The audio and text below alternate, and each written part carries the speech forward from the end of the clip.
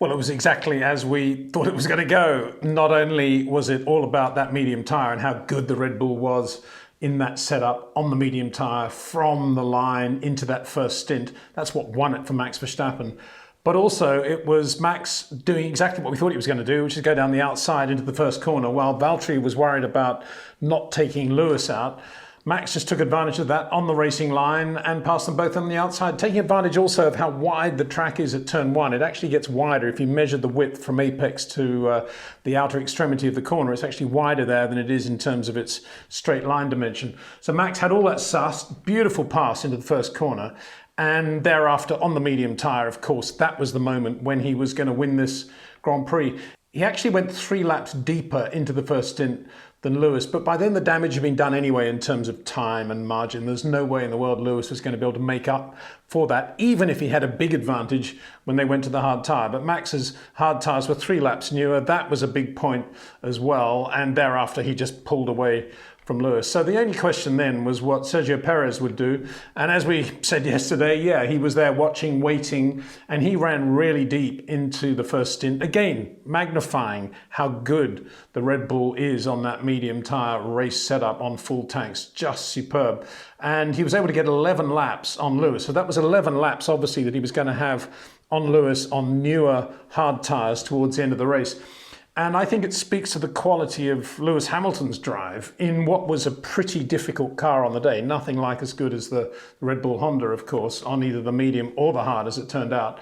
It was a pretty good drive by Lewis to defend and keep second place. Astonishing, actually, to my mind, that Sergio didn't get P2 in a very, very good car with tyres 11 laps newer than Lewis. But Lewis, as he does, he just paced it beautifully, used the traffic really well, got the DRS from slower cars. He was held up quite a lot, actually, towards the end of the race by Lando Norris. I say held up. He wasn't held up in the sense that he just couldn't get past, but Lando was there in the McLaren Mercedes, having done a the longest run into the race on medium tyres, something like 40 laps, and was now going very quickly on a new set of hards. And there's no way Lewis could get within about 3 cars length of Lando without losing front downforce. And that allowed Sergio, there were about 10 laps to go here, to close right up on Lewis. In the end, Lando moved over, Lewis got past, and then we saw real gritty Lewis Hamilton just putting the head down, no errors whatsoever, just driving beautifully, and took second place. I still actually can't believe that he finished second, and it wasn't a Red Bull-Honda 1-2 here, because that's how good the cars were. And I think looking back at the end of the year, despite all the hype and the Mexican, obviously, adulation for their local hero, I think they'll look back and think that was a bit disappointing, and Sergio really should have been P2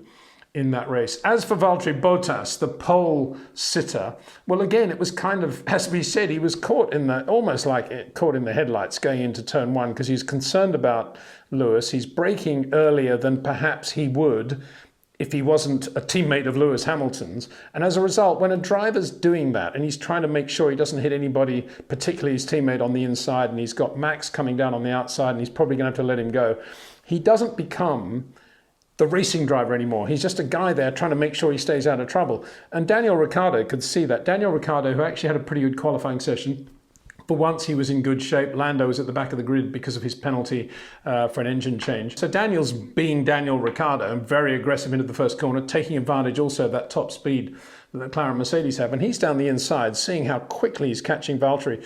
And Valtteri just turns in on him. And that's the end of Valtteri's race and effectively Daniel Ricciardo's as well. There was no action taken on that. And I suspect that's because they just thought, well, first corner accident. And I guess that's appropriate because in reality, Valtteri shouldn't have come across. There was more room there, but he did have Max on his outside. So it was really difficult. I guess Daniel, in retrospect, could have read that situation ahead of time and could have braked a little bit earlier or less dramatically, and they wouldn't have touched. But it wasn't amusing, I guess, for the two guys, but it was quite amusing from the outside that then, having gone in and repaired their cars, kind of, Daniel's car was permanently damaged, but I think Valtteri's was pretty much okay. They both came out on new sets of hard tyres, and Daniel just held off Valtteri for half the race and then pulled away when they went to medium tyres again towards the end of the race. Valtteri then just right at the end was brought in for soft tyres to go for fastest lap. Quite a cool move actually by Mercedes, because with Valtteri going to soft tyres, there's obviously no way in the world they're going to bring Max in to go for soft tyres. So they had to say to Max, don't try to go for fastest lap. So that 1 point, whether it'll be significant or not at the end of the year, but so 1 point today that Max Verstappen didn't get because Merck brought Valtteri in to do that. So all in all, a disappointing, messy day for Valtteri Bottas from the pole, but a function of being Lewis Hamilton's teammate and being kind of discombobulated going into the first corner and really not being Valtteri at that moment, I guess is what you should say. So yeah, a brilliant win for Max Verstappen. I love some of his radio messages when he was saying things reminding me a little bit of Nigel Mansell's very, very simple is the wrong word, but very straightforward, clean approach to racing and technology and driving, when he's saying, have a look at my left front, see if it's the same as the other guys. That's the sort of thing Nigel would have said. Of course, they've got a lot more, much better ways today of having a look at the surface of the tyre. But it was a typical Max thing, it's really getting down to the issue. Let's just make sure the left front is going to be okay. And then, just in terms of handling, how is the car? And he would say something like, well, I've got to look after the rears a little bit going into the fast corners, which translated actually means the car, as we said yesterday, is a bit edgy going into the quick corners. And you've really got to be careful that you don't abuse the rears. And that's, of course, where he was getting his advantage all day over Sergio Perez. As I said yesterday, Sergio in that situation is just going to leave a little bit more margin to make sure, obviously, that he doesn't do anything to the rear tyres, but equally, he doesn't have any sort of moment. And I think that was summed up, that difference was summed up by the performance of the two drivers on cold tyres when they came out after the pit stops to go to the hard tyre. Always an interesting moment, as I keep saying on these videos, to see how these drivers react to a car which doesn't have the tyres right up to temperature, and obviously it's a new set as well, so everything's slightly different. And let's just have a look at that. Max's first flying lap, 38.8, and Sergio Perez 39.3 with lighter fuel on the car.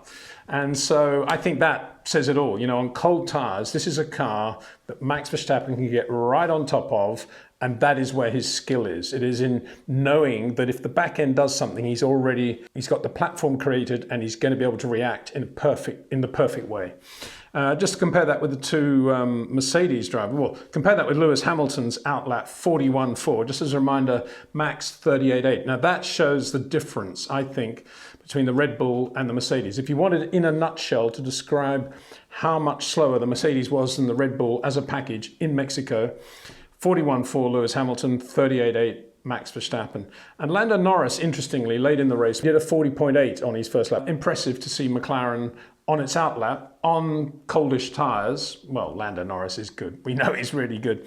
I think if we look back at this race a couple of weeks from now, it'll be remembered more for the sheer volume of energy supporting Sergio Perez, and how great that is for Formula One, how great it was obviously for the Mexicans as well, for the local fans, to watch their driver finish on the podium, finish P3. It won't be remembered as much for being a dramatically exciting race in the way that Austin was, because on this occasion, Lewis never really got anywhere near the Red Bull, and there was no way he was ever going to win this Grand Prix unless something dramatic happened to Max. And nothing dramatic did happen to Max. He was just so good in the car. And Red Bull-Honda was so good in the way they prepared that car and got the balance absolutely right. Just on that point, let's just have a look at the top speeds in the first couple of laps of the race before DRS came into play. And that'll give us an idea of where Red Bull were at in terms of what they felt was the sweet spot of the car. By lap 6, Max is pulling away, and Max is doing 311.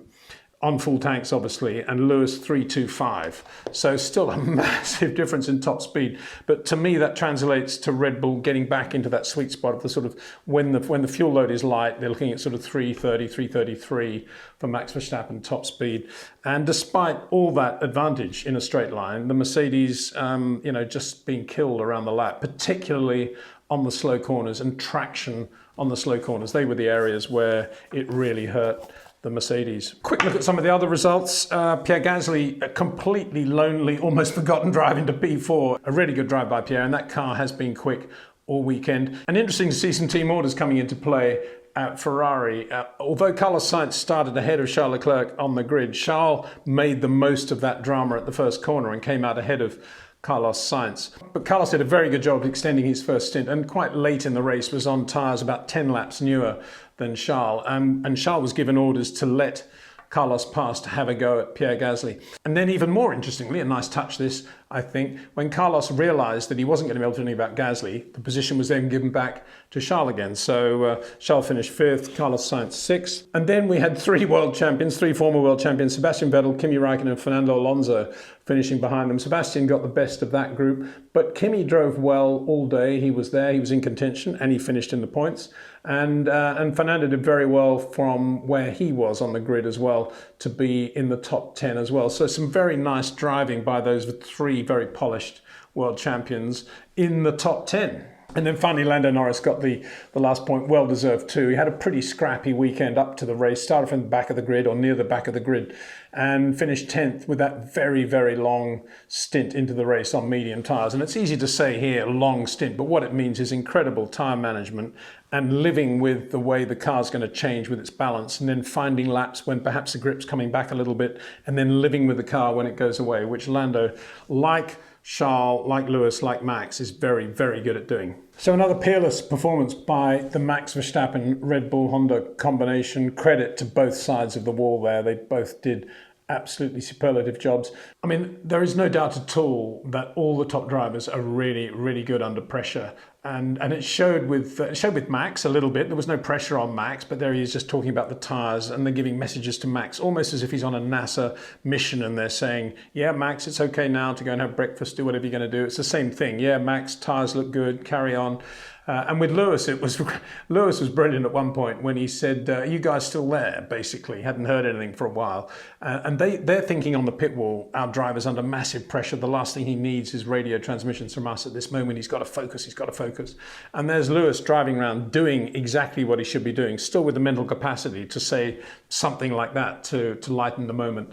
And that is what makes those guys so good. They're so good, but the pressure for them is something they just live with. Lewis said afterwards, yeah, not the first time I've had pressure like that. And he looked very relaxed, and actually said at the end of interview with David Coulthard, and I really enjoyed that race. And I thought that was nice to hear, because it's not often a racing driver who's just finished second says, I really enjoyed that race. But Lewis can say that with genuine sincerity because he got the ultimate out of that car. He was just beaten by a better package on the day. A lot of people are saying in comments that, it's about time Lewis gave credit to Max Verstappen.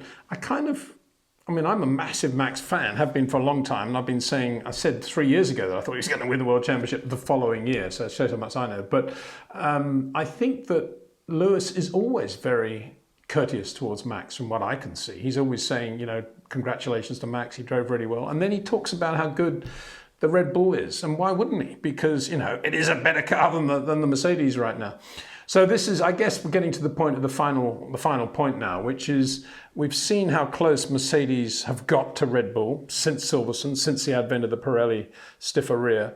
But now we've got to Mexico, and all of a sudden the Red Bull's really, really good again. Now, could it be that in the thinner air, the incredible inherent downforce of that car created by Adrian Newey and his team actually does more with the air, if you like, than the Mercedes does? And we're seeing in this thinner air of Mexico City, the Red Bull in its ultimate form.